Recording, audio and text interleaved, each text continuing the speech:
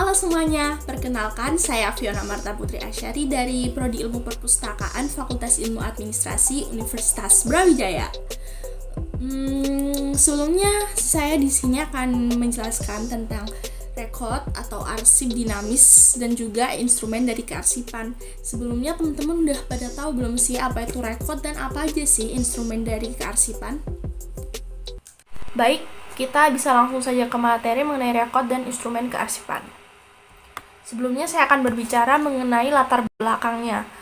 Pastinya setiap organisasi memiliki sebuah arsip dinamis atau rekod yang mana di dalamnya memuat berbagai macam peristiwa atau kegiatan penting dalam organisasi mereka. Contohnya seperti strategi, mekanisme, kebijakan, target, dan beberapa catatan penting lainnya.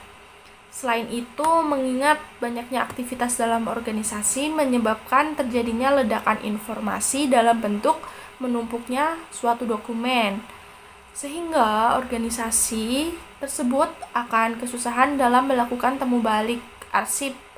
Dengan begitu, diperlukan manajemen rekod atau tata kelola arsip atau rekod untuk mengatasi permasalahan tersebut. Baik, kita langsung saja ke bahasan selanjutnya, yakni mengenai apa itu rekod. Jadi, rekod itu adalah suatu informasi yang terekam berupa data di dalam komputer yang diciptakan atau diterima, dipelihara untuk menjalankan kegiatan yang ada di dalam organisasi. Rekod atau arsip dinamis ini digunakan secara langsung dalam kegiatan yang ada di dalam organisasi, contohnya penciptaan arsip dan disimpan dalam jangka waktu tertentu, dan rekod ini juga dapat digunakan dalam proses pengambilan keputusan yang ada di dalam sebuah organisasi. Next slide, di sini akan menjelaskan tentang peran rekod dan arsip. Untuk peran yang pertama adalah sumber informasi penting bagi organisasi, yang kedua menyediakan bukti kegiatan atau pelaksanaan di dalam organisasi, yang ketiga atau akuntabilitas organisasi seperti menyangkut tentang kepercayaan publik terhadap organisasi tersebut, yang keempat halnya dalam penciptaan dan pemeliharaan. Untuk kegiatan yang ada di dalam pengelolaan rekod itu meliputi ada penciptaan, penggunaan, pemeliharaan, penyimpanan, dan penyusutan. Dan di dalam penyusutan ini terdapat dua kegiatan seperti pemindahan dan juga pemusnahan arsip. Selanjutnya adalah fungsi dari rekod atau arsip dinamis. Jadi rekod atau arsip dinamis itu memiliki 3 fungsi. Yang pertama ada administrative value, yang kedua ada legal value, yang ketiga ada fiscal value. Untuk administrative value atau nilai administrasi ini merupakan nilai yang terlihat memiliki guna dari tanggung jawab tugas organisasi. Sedangkan legal value atau nilai legal yakni nilai yang berkaitan dengan tanggung jawab yang berisi mengenai bukti-bukti kewajiban dan hak secara hukum bagi organisasi, warga maupun pemerintah. Untuk nilai fiskal atau fiscal value yakni nilai yang memiliki informasi tentang bagaimana memperoleh sumber dana, proses distribusi, pengawasan hingga pembelanjaan. Jadi menyangkut tentang nilai-nilai keuangan. Baik, setelah fungsi dari rekod, selanjutnya adalah instrumen dari kearsipan yang meliputi tata naskah dinas, klasifikasi arsip, jadwal retensi arsip, dan yang terakhir ada hak akses dan keamanan arsip. Kita bahas satu persatu. Yang pertama ada tata naskah dinas. Tata naskah dinas adalah sebuah informasi yang bersifat tekstual atau tertulis yang digunakan sebagai alat komunikasi dalam suatu organisasi atau instansi. Dan tata naskah dinas ini merupakan pengelolaan informasi tertulis yang meliputi pengaturan, jenis, format, penyiapan, pengamatan, pengesahan, dan penyampaian naskah dinas. Contohnya seperti peraturan, kebijakan, surat edaran, surat dinas, ijazah, memo, surat perjanjian, instruksi, dan lain sebagainya. Kita lanjut kepada instrumen yang kedua, yakni klasifikasi arsip.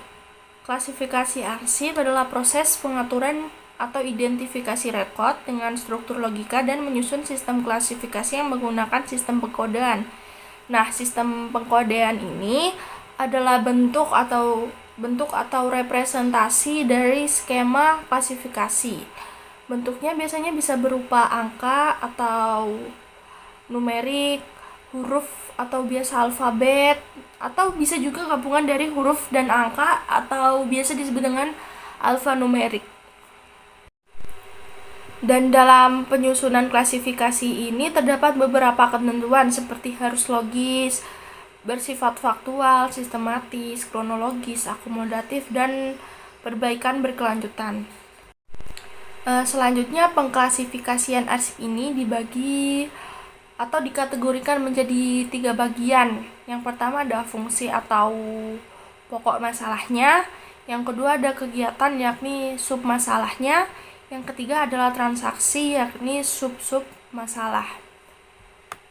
Dan dalam skema atau sistem klasifikasi ini dibagi menjadi 3 jenis. Yang pertama ada artificial, yakni berdasarkan bentuk fisik atau cirinya seperti bentuknya, warnanya, tingginya, aromanya, dan lain sebagainya.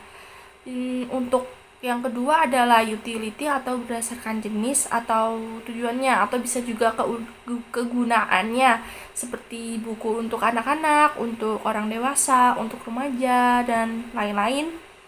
Untuk yang ketiga ada fundamental atau berdasarkan pokok masalah yang ada di dalam objek dan klasifikasinya berdasarkan subjeknya seperti sistem DDC atau Dewey Decimal Classification, UDC, LCC, CC, dan sebagainya. Untuk instrumen yang ketiga adalah jadwal retensi arsip, yakni yang berbentuknya tuh biasanya daftar yang berisi keterangan jangka simpan arsip dan nasib akhir dari suatu arsip. Dan jadwal retensi arsip ini berperan sebagai dasar hukum untuk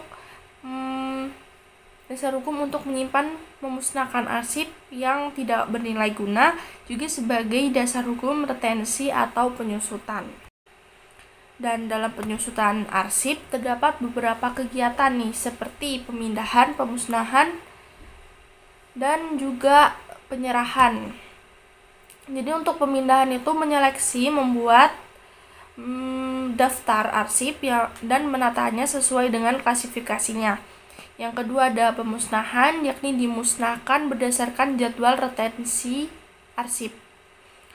Dan yang ketiga adalah penyerahan, yakni nanti diserahkan kepada LKPT dan akan menjadi arsip statis autentik atau bukan salinan atau bentuk dari kopiannya. Adapun tujuan dari penyusutan arsip adalah untuk meningkatkan kegunaan arsip, efisiensi kerja, biaya, dan tenaga untuk menghindari penumpukan arsip. Untuk instrumen yang terakhir adalah hak akses dan keamanan arsip. Jadi terdapat aturan pembatasan hak akses terhadap fisik arsip dan informasinya sebagai dasar untuk menentukan keterbukaan dan kerahasiaan arsip. Jadi hal ini tuh dilakukan untuk melindungi hak dan kewajiban pencipta arsip, pengguna arsip dalam pelayanan arsip. Adapun prinsip dasar dalam penetapan hak akses arsip adalah yang pengaksesannya hanya dapat diakses oleh staf yang berwenang untuk meminimalisir penyalahgunaan arsip oleh orang-orang yang tidak bertanggung jawab. Jadi kesimpulan yang dapat saya tarik dari pembahasan kali ini adalah rekod dan pengelolaannya merupakan hal yang penting dalam suatu organisasi, sehingga perlu kesadaran terkait pemahaman bagaimana mengelola arsip agar nantinya tidak terjadi tumpukan informasi dalam organisasi tersebut. Dengan begitu, organisasi dapat terbantu dengan tersusunnya arsip dan instrumen kearsipan yang memadai. Hendaknya suatu organisasi memperhatikan instrumen kearsipan seperti adanya keteraturan naskah dinas, pengklasifikasian arsip-arsip organisasi, memperhatikan jadwal retensi arsip, dan juga hak akses serta keamanan arsipnya. Jadi mungkin segitu aja yang dapat saya sampaikan terkait rekod dan instrumen kearsipan.